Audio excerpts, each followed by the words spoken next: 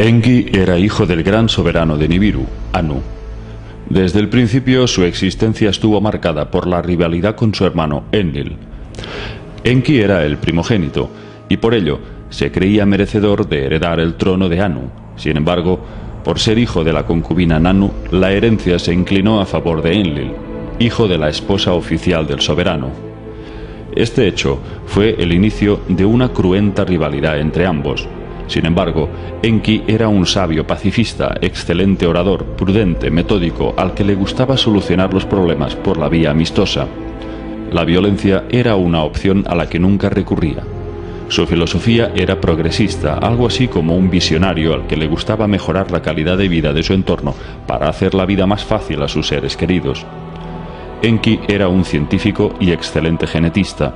Entre sus especialidades estaba la ingeniería marítima. Era el dios de las aguas y los mares. Pero cuando llegó a nuestro planeta hace 445.000 años, obtuvo el título del Señor de la Tierra. Enki fue enviado a la Tierra por su padre Anu para ponerle al frente de la llamada Misión Terrestre 1, para que construyera un puerto espacial y toda una infraestructura de ciudades para extraer oro y enviarlo hacia Nibiru. Cuando los mineros Anunnaki se rebelaron durante las extracciones de oro, Enki propuso crear a un Lulu. Lulu significa el mezclado, lo que hoy en día sería un híbrido. Pero en los primeros prototipos de homínidos nacieron hombres deformes, hombres con brazos más largos que piernas, con cráneos deformados y rasgos monstruosos. Experimentó mezclando animales con homínidos. Cuando por fin dieron con un prototipo saludable, estos carecían de capacidad mental para siquiera utilizar correctamente las herramientas. Fue un proceso complejo en el que Enki quería perfeccionar su creación. Poco a poco, Enki se encariñó con el hombre, viendo en él un gran potencial para convertirlo en una criatura sabia y decente. Pero los Anunnaki enlilitas trataban a los esclavos humanos como a bestias. Los azotaban, les pegaban y les hacían trabajar noche y día, aunque estuvieran enfermos, y no les daban alimentos ni cobijo. Muchos murieron a causa de la explotación. Enki no podía soportar ver aquellos malos tratos, porque lo que él buscaba era la liberación de sus criaturas, perfeccionarlas hasta un nivel en que verdaderamente fuesen amos de sus vidas, capaces de tener una vida rica y dichosa y en pleno desarrollo de todas sus facultades para alcanzar la felicidad por sí mismos. Enki deseaba hacerles libres y autosuficientes, pero el hombre estaba incompleto, vivía muy pocos años y además no eran capaces de procrear por sí mismos, y si no se reproducían, jamás podrían repoblar la tierra. El sueño de Enki era crear una humanidad justa y con autonomía. Pero esto estaba prohibido por las leyes Anunnaki, y ni Enlil ni Anu aprobarían jamás algo que considerarían una aberración, una violación de todas las leyes. Entonces, Enki siguió adelante en su empeño, y a tal punto llegó su obsesión para demostrarles al resto el enorme potencial de los homínidos, que perfeccionó su experimento y con la ayuda de Ninhursag creó a través de los óvulos extraídos al Homo erectus un nuevo Homo sapiens. Enki se encerró en una estancia llamada Shi-Im-Ti, que significa la casa donde se insufla el viento de la vida. Enki extrajo de la sangre el Te-Ema, aquello que alberga y fija la memoria, lo que podría traducirse como genes. En los textos también se dice que extraía el Shiru, aquello que fija, lo que podría traducirse como esperma. Mientras creaban al nuevo espécimen, Ninhursag dijo: «Cuán bueno o malo es el cuerpo de un hombre. Según me dicte mi corazón, puedo hacer que su destino sea bueno o malo». Y por fin llegó el nuevo prototipo. Llamaron a ese nuevo ser Adapa. Un ser genéticamente mucho más avanzado, incluso más que el Homo sapiens actual.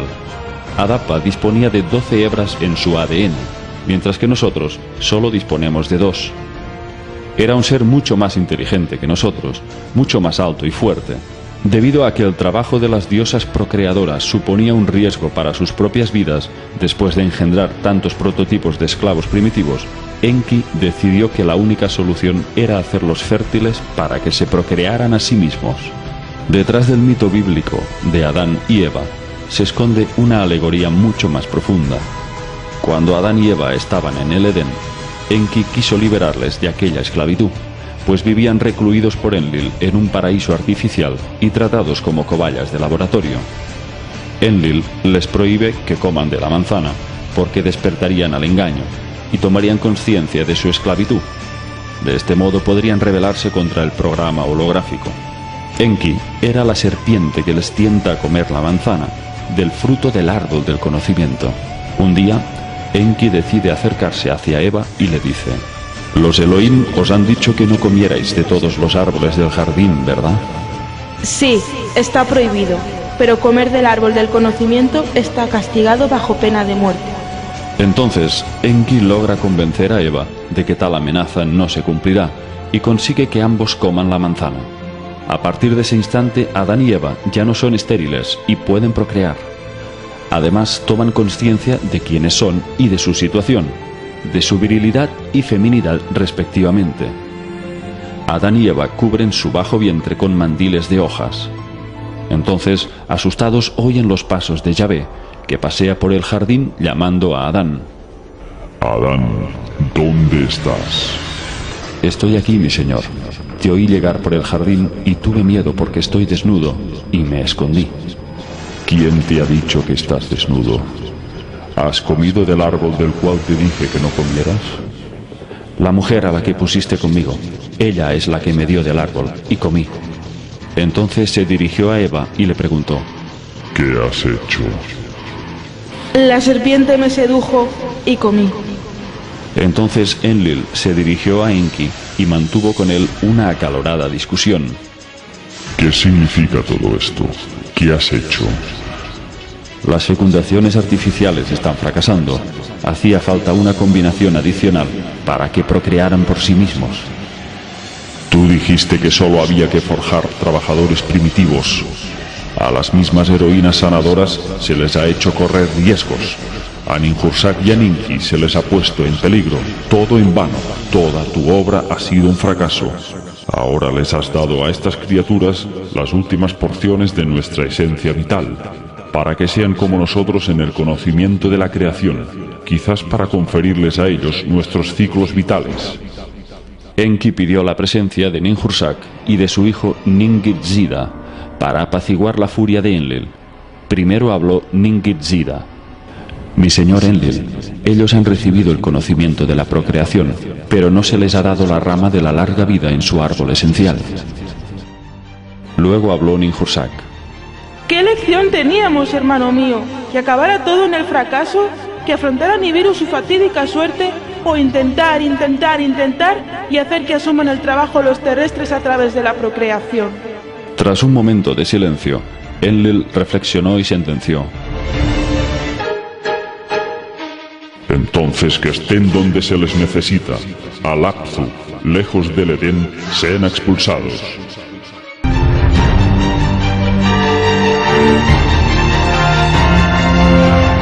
Enki les llevó en un bosque vigilado, y ahí tuvieron 2 gemelos. En pocos años empezaron a procrear, y la raza humana proliferó con cada vez más derechos y privilegios. ¿Por qué Enki no les hizo comer del árbol de la vida con el que hubiesen logrado la inmortalidad? Pues porque Enki sabía que de nada les serviría aumentar su longevidad sin ser espiritualmente libres. Cuando Enlil descubrió que el hombre había accedido al conocimiento, lo desterró del Edén. El pecado original no fue otra cosa que el despertar humano a la verdadera manipulación a la que estaba siendo sometido. Enlil quiso vengarse por el atrevimiento de Enki y desplegó la primera campaña de desprestigio de la historia. A través de la religión hizo creer al hombre que Enki era el demonio. Satanizó su imagen llamando a Enki Lucifer. Satán significa adversario. En realidad Enki fue un adversario, pero no del hombre, sino de aquellos que querían esclavizarle. Enlil invirtió los roles, tergiversó la verdad, y a través de la Biblia creó una campaña contra su hermano por haber intentado liberar al ser humano. Lo llamó Satán para que los hombres temieran a Enki y no se acercaran a la sabiduría. Enlil se hizo llamar Yahvé o Jehová. Se autoproclamó Dios creador supremo, el Dios judeocristiano. Enki, a pesar de ser un dios benévolo, a ojos de nuestra moral humana, era uno de los dioses más incestuosos del panteón sumerio. Los Anunnaki tenían unas reglas de sucesión muy particulares. Los varones solían casarse con sus hermanas, como una forma de mantener estrecha su línea de sangre. La sexualidad de los Anunnaki refleja una naturaleza promiscua, agresiva, plagada de incestos y violaciones. Muchas tablillas sumerias narran la constante disputa entre Enki y Enlil para seducir a su hermana Ninhursag.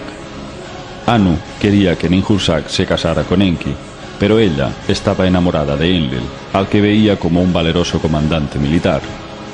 Enki estaba muy decepcionado por ese rechazo. Ninhursag y Enlil tuvieron varios hijos, entre ellos Ninurta, pero Enki consiguió seducir a su hermana durante un tiempo y le hizo el amor. De esta unión nació una hembra llamada Ninsar. Cuando Enki y Ninhursag vivían juntos en Dilmun, el paraíso terrenal y jardín de los grandes dioses, Enki, buscando un hijo varón, logró seducir a su hija Ninsar, con la que tuvo otra niña llamada Ninkurra. Nada más alcanzar la adolescencia, Enki seduce por segunda vez a su hija y nieta Ninkurra, con la que tuvo otra niña, Utu. Pero Enki no parecía dispuesto a detenerse, y logró emborrachar a Utu para seducirla. La joven Utu, desesperada, fue a contarle a Ninhursag lo sucedido. Enki defloró a Utu, la abrazó contra el pecho, tocó pervirtiendo su entrepierna, acarició sus ingles. Con sus manos besó e hizo el amor a la más joven. Enki vertió su semen en la matriz de Utu. Ella concibió el semen en la matriz, el semen de Enki. Utu despertó y gritó: «Calamidad, mis ingles! Calamidad, mi hígado! Calamidad, mi corazón!». Ninhursag la vio y removió el semen de su cuerpo. En ese momento, Ninhursag entró en acción poseída por la ira. El término «removió el semen de su cuerpo» indicaría que gracias a sus conocimientos médicos cortó a tiempo la fecundación. Para vengarse de Enki le tendió una trampa. Los textos dicen que Ninhursag plantó el semen de Enki extraído de Utu y de la tierra germinaron 8 plantas de las que Enki comió. Cada planta le provocó 8 enfermedades en su cuerpo. Sintiendo que la muerte le rondaba, Enki acudió a Ninhursag para que le salvara, pero ésta le dijo que juraba no verle con buenos ojos hasta el día de su muerte. Enki empeoró su estado hasta que la noticia de su agonía llegó a oídos de Enlil. La reacción de Enlil fue de sorpresa. «No permitas que nuestro hermano muera, tienes que curarlo».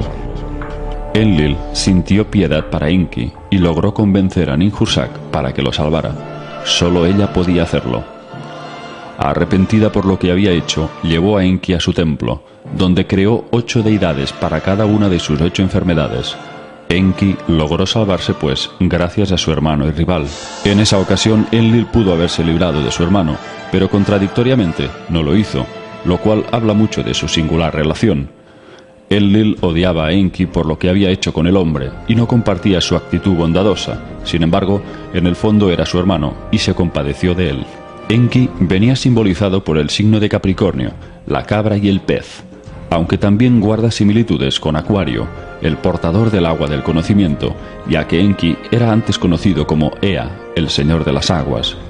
Sus números eran el 2, el 4 y el 11. Sus planetas asociados, Urano y Venus. Sus colores, el azul, el rojo y el negro. Veamos ahora qué otros nombres adoptó a lo largo de la historia este dios benefactor. En Egipto fue el dios Ta. Por los Yezidi era conocido como el ángel caído Melek Taus. En la mitología griega era Prometeo, el titán que se puso del lado de los mortales y robó el fuego de los dioses para que el hombre lo utilizara. Posteriormente fue castigado por Zeus. En la India fue Vishnu, el dios de la preservación, la bondad y la sabiduría. Otros nombres asociados a Enki serían Adonai, Atón, Adum y Loki. Enki fue el dios que introdujo las artes, la música, el baile, las ciencias, la astrología. Zecharia Sitchin tradujo unos textos que recopiló en el llamado Libro Perdido de Enki. Al parecer, este dios eligió a un escriba, lo subió a su nave y le pidió que escribiera todo el relato de su vida y llegada a la Tierra, compilando así una verdadera biografía del dios extraterrestre. El escriba trabajó durante 40 días y 40 noches.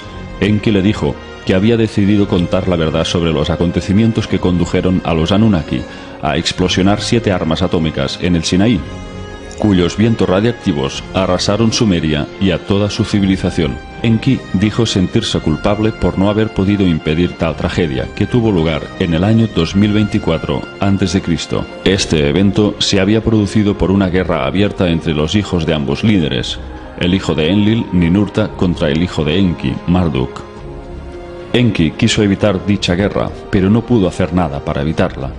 Vivió turbado y con gran dolor de culpa durante mucho tiempo, y solo podía hacer una cosa para aliviar su angustia y compasión por el ser humano: contar la verdad, dejando una constancia escrita por él mismo.